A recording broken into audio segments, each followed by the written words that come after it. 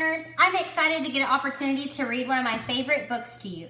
This book is called Randy Riley's Really Big Hit. It's by author Chris Van Dusen. In this story, a little boy plays baseball. I know that right now a lot of you are not able to play baseball with your team or meet at practices with your team, and so I was hoping that this story would bring a smile to your face and that you could make a connection to the character. Even if you don't play baseball, I want you to listen close because you might be able to make some other connections to our character and to the situation that's happening in the town. All right, so sit back and cozy in and get ready for a story. Randy Riley's Really Big Hit by Chris Van Dusen. Randy Riley stood at bat. He gazed out at the mound. His knees began to tremble and his heart began to pound. Then Randy started thinking about the pitcher's throw. He wondered, without gravity, how far the ball would go. And as he stood there pondering, strike 3 went whizzing by. "You're out," he heard the umpire call, then walked off with a sigh. See, Randy was a genius. He just couldn't hit the ball. He struck out every time at bat. He wasn't good at all. But something beyond baseball brought a smile to Randy's face. What Randy Riley really loved was stuff from outer space. He studied all the planets, he memorized their tilt. He researched how the thrusters on the rocket ships were built. He knew the constellations and the light years to the stars. And wouldn't it be great, he thought, to ride a bike on Mars? When Randy Riley got back home, he went up to his room. He knew he stunk at baseball, and it filled his heart with gloom. So he took his favorite robots from the shelf above his bed and staged a game of baseball with his robot team instead. That night, before he went to sleep, Randy scanned the sky, and through his Space Boy telescope, a glimmer caught his eye. He fiddled with the focus till he saw it crystal clear. It was a massive fireball, and it was coming near. Alarmed, he started plotting the projection of its path. He formulated diagrams. He double-checked his math. He calculated quickly and concluded with a frown. In 19 days, the fireball would crash into his town.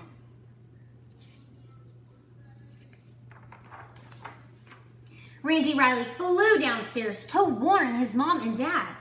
The impact would be major and the damage would be bad. He explained the situation until he was red in the face. But they told him he was too tired and they sent him off to bed.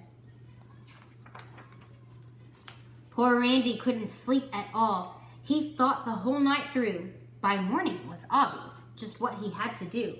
He gathered what he needed with determined resolution and lugged it off behind the shed to work on his solution.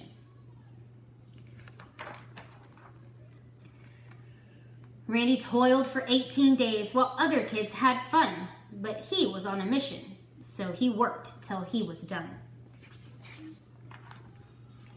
At breakfast on the 19th day, the news announcer said, "This is a special alert, emergency, code red. A fireball's approaching. It just flew past the moon. It's coming fast, so be prepared for it to hit by noon."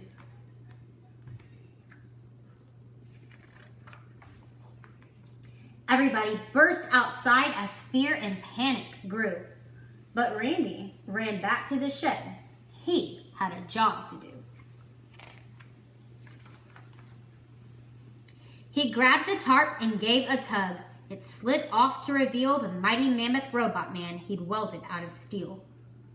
The robot needed power, and Randy knew precisely that 97 batteries would energize it nicely.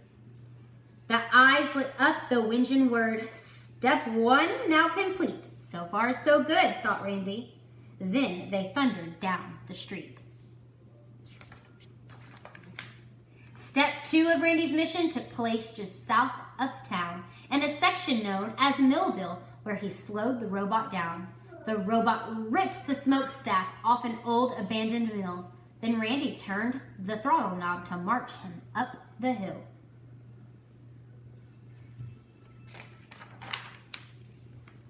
Back in town, the people were as frightened as could be, but Randy knew the time had come for critical step 3. The robot burst through the trees, stepped up and took a stance, while everyone fell silent as if frozen in a trance. Randy's eyes was on the ball. No room for error now.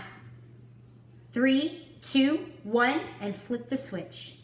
A whoosh, and then kapow! A blinding flash, a booming crash. He knew what he had done. Randy Riley had hit his very first home run. The fireball sailed out of sight. A rousing cheer began. Hooray for Randy Riley and his giant metal man. And as the crowd went crazy, Randy stood there with a grin and mumbled, how predictable, a fastball, low and in. When things returned to normal, after Randy saved the day, he went back to the baseball field to join his friends at play. And though he swings in earnest, he rarely hits the ball. But that's okay, because Randy's had the biggest hit of all.